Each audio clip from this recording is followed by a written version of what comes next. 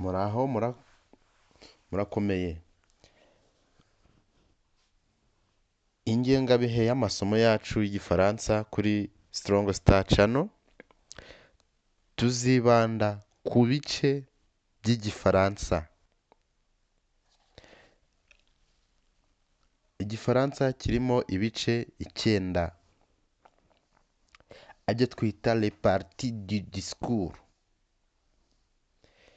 Tuzibanda kuri les mots variables na invariable.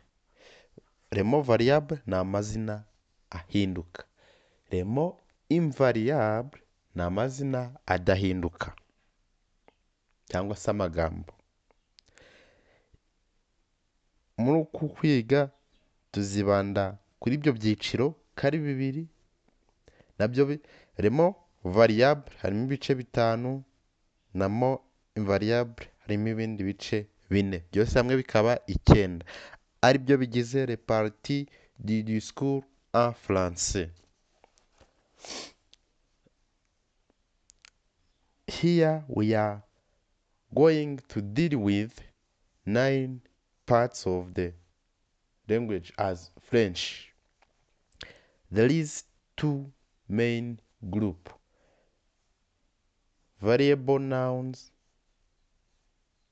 or variable words and invariable words. Variable words are those words that can relate, that can be changed accordingly, and the invariable words are those words that can not variate because it's originality, it's specificity. So I really recommend you to follow this YouTube channel in this coming week, days and years, so that you can learn French well. So hit subscribe please. And then after, nous allons étudier le français à 9 de partie discours. Partie discours, il y a les 2 groupes, les mots variables et les mots invariables. Nous allons apprendre certains langages pour connaître et nous pouvons utiliser à quelques conversations dans notre quotidien activité. Nous sommes les meilleurs à apprendre les langues. Nous vous le commandons pour abonner cette chaîne, pour suivre toujours. Merci beaucoup. Intangiriro twavuze ku bigize igifaransa, ku magambo 9 agize igifaransa. Noneho tugiye gukomeza tuvuga buri jambo, dusesengura rimwe muri ayo magambo 9. Umunsi reka dutangirire kuri les déterminants. Les déterminants.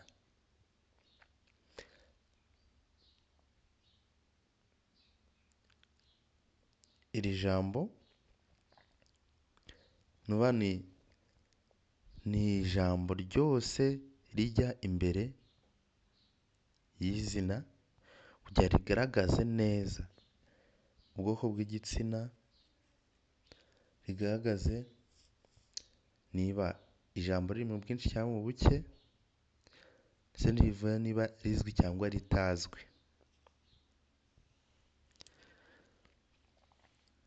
Hano determina igizwe n'ibice byinshi, igizwe n'ibice 7, iri mu bwoko 7. Les les articles définis ni ubwoko bwa mbere cyangwa igice cya mbere. Igice cya kabiri ni les articles indéfinis. Icya gatatu les articles répétitifs. Icya kane les déterminants possessifs. Gatanu les déterminants démonstratifs. Gatandatu les déterminants interrogatifs et exclamatifs. Icya karindwi les déterminants indéfinis. Nkumva ko ifite ibice byinshi, ni igice cyagutse.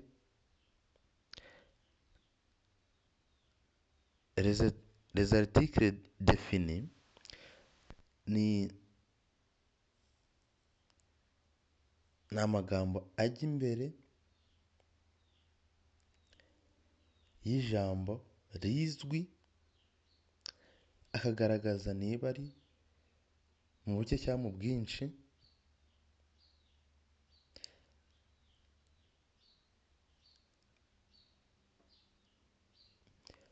Noneho harimo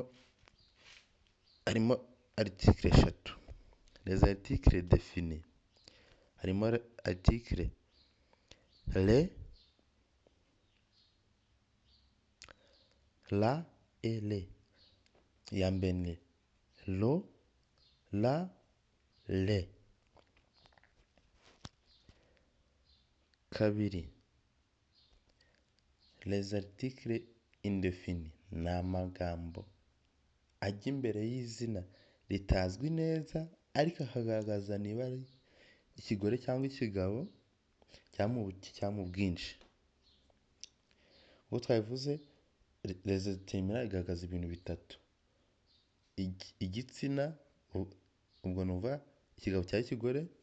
Kabiri nombre, ni ukuvuga ni ubwinshi cyangwa ubuke. Gatatu ni stati, kirazwi cyangwa se kizwi. Les articles répétitifs zo ni article zijya imbere y'ikintu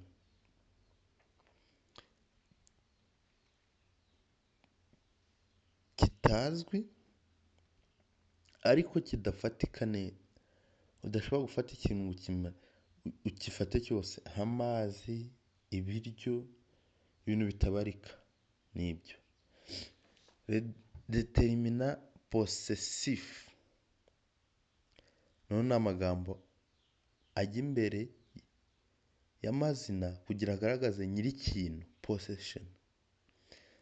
Les déterminants démonstratifs ni amagambo ajya imbere y'izina kugira agaragaze, yerekana ikintu aho giherereye. Possessif ni kugaragaza nyiri ikintu. Demonstratif ni kugaragaza aho location yacyo. Les déterminants interrogatifs et exclamatifs naho ni amagambo ajya imbere y'amazina kugira abaze cyangwa atangara.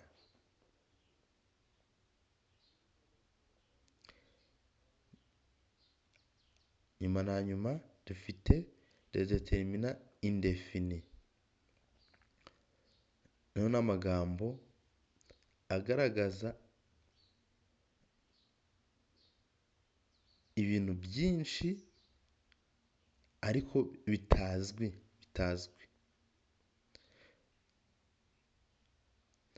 Ubwo muri make les déterminants igizwe n'ibice birindwi, ari byo les articles définis, les articles indéfinis, les articles répétitifs, les déterminants possessifs, les déterminants démonstratifs, les déterminants interrogatifs et exclamatifs et les déterminants indéfinis. So nusubiramo neza ugakurikirana iyi video ukagira aho wandika ibyo wungutse, iragufasha. Urakoze. gukurikira iyi video, nagukangurira gukanda subscribe kugira ujye ubona n'izindi video zinyuze kuri iyi channel ya Strong Star Channel. Nk'uko mubimenyereye, twatangiye ku gifaransa tubona amagambo 9 y'igifaransa, tubona ko harimo ibyiciro bibiri, duhera ku cyiciro kimwe cy'amagambo ahinduka. Tubonamo les déterminants, tubonamo les noms. Uyu munsi turagatse ngo turebe kuri les adjectifs. Les adjectifs Kinyarwanda aricyo ntera cyangwa se akagambo kagaragira ijambo kakariha igisobanuro. Mu Kinyarwanda mubizi habamo ntera nyamico, ntera zitandukanye, ntera z'ubugari, z'uburebure nyinshi. No mu gifaransa habamo ntera zitandukanye ari za adjectif. Mu gifaransa naho harimo ibyiciro 7 bya les adjectifs.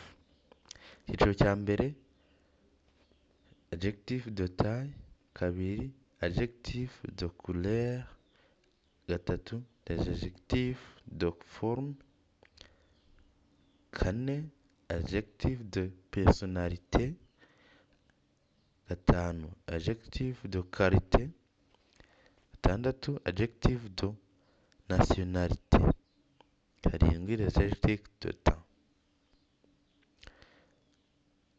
Les adjectifs de taille ni intera z'ingano z'indeshyo. Tubonamo gras, petit, gros, long, court, haut, bas, zose ni ingero. Adjectif de couleur, ntera nyamabara, naho harimo rouge, bleu, vert, jaune, noir, blanc, rose, marron, gris, violet, orange. Gatatu les adjectifs de forme, naho harimo ingero rond, carré, rectangulaire, triangulaire. Rond ni uruziga, carré ikinyampande, impande enye zingana, rectangulaire ni urukiramende, triangulaire nayo ni ishusho ifite impande 3. Kane turajya kuri adjectif de personnalité, dusangamo gentil, uwitonda, méchant, umugome, sympathique, amical, joyeux, triste, calme, énergique. Gatanu turajya kuri adjectif de qualité. Mu adjectif de qualité ingero harimo bon, mauvais, excellent, superbe, magnifique, étonnant, délicieux. Gatandatu adjectif de nationalité. Adjectif de nationalité harimo français, anglais, espagnol, allemand, italien, chinois, japonais, chinoise, italienne, anglaise, espagnol, allemand. Karindwi turabonamo adjectif de temps. Adjectif de temps nazo harimo aujourd'hui, randoma, si lendemain,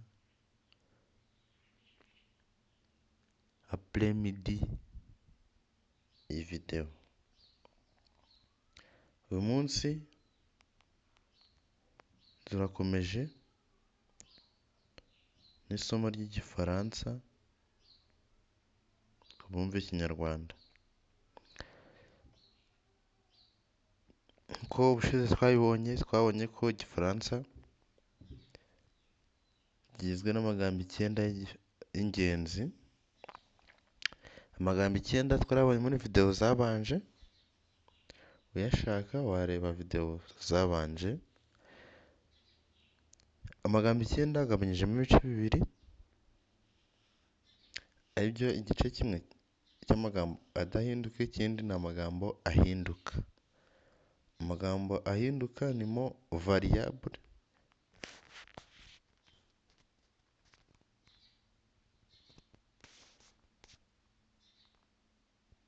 n'amagambo adahinduka nimo invariable. Bakunzi, mureke dukomeze amasomo tureba uko byifashe hano kuri Strong Star Channel. Dukomeje, ubushize twarebyemo variable, igice kimwe aricyo cyitwa le determinant. Uyu munsi tugiye kureba igice cyitwa le nom cyangwa se izina. Mu gifaransa ryitwa le nom cyangwa se le substantif. Le substantif. Izina nk'uko mubizi rigaragaza ikintu cyangwa umuntu, ikintu gishobora kuba gihumeka cyangwa kidahumeka. Biva inyamaswa, abantu n'ibintu byose bishobora kugira amazina. Mu gice cy'amazina tugiramo ibice byinshi, aribyo ibi bikurikira: le nom commun, ubona amazina rusange; le nom propre, amazina bwite; le nom concret, amazina. Le nom concret, amazina y'ibidafatika; le nom abstrait, amazina y'ibitagaragara; le nom collectif, amazina ubwo y'amatsinda runaka; le nom individuel, amazina y'ikintu ku giti cyacyo; le nom simple, izina rimwe. Hakabamo na le nom composé, amazina ashobora kuba ari amagambo abiri ariko avuga ikintu kimwe. Dukomeje twareba ingero zimwe na zimwe. Muri le nom commun harimo la vache, clé, homme. Aya ni amazina rusange. Amazina bwite twavuga Pierre, Paul, Gatabazi, Gahigi. Le nom abstrait, amazina y'ibitagaragara, harimo l'air, douleur, sentiment. L'air ni umwuka, douleur uko umuntu amerewe, sentiment ibyiyumviro, uko umuntu yiyumva. Le nom concret, amazina y'ibidafatika, amazi, izuba.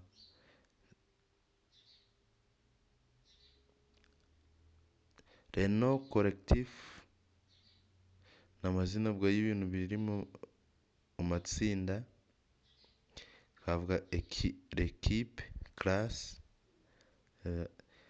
le nom individuel,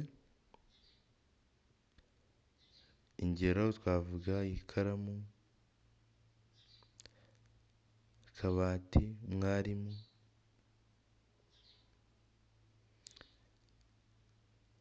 Le nom composé twavuga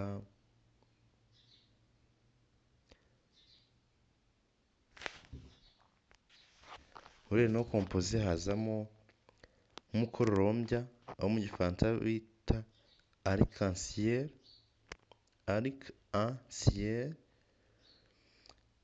twakomeza le nom simple, nk'uko twabivuze ni amazina agizwe n'ijambo rimwe, twavuga le professeur, les élèves. N'ibyo byiciro dufite mu mazina, muri icyo cyiciro cy'amazina cy'izina le nom. Igifaransa kirimo amagambo 9 y'ingenzi cyangwa ibyiciro 9. Muri ibyo byiciro 9 biganjemo ibyiciro bibiri, le nom invariable na mot invariable. Noneho twatangire ku gice cyitwa le mot variable, tugeze ku cyiciro cya kabiri ariyo le nom, izina tubonye ko rigabanyijemo ibice byinshi: le nom commun, le nom propre, le nom abstrait, le nom concret, le nom collectif, le nom individuel, le nom composé et le nom simple. Rero ndagushishikariza gukomeza ukiga neza ubishyizeho umutima, kugira ngo ejo cyangwa ejo bundi bizagufashe imbere. Murakoze, mugire umunsi mwiza. Ufite igitekerezo wagishyira muri comment, noneho tukagisubiza ku buryo bukunyuze. Murakoze, murakarama. Niba wanyuzwe kanda subscribe, udukorere na share na like. Urakoze, Imana ibahe umugisha.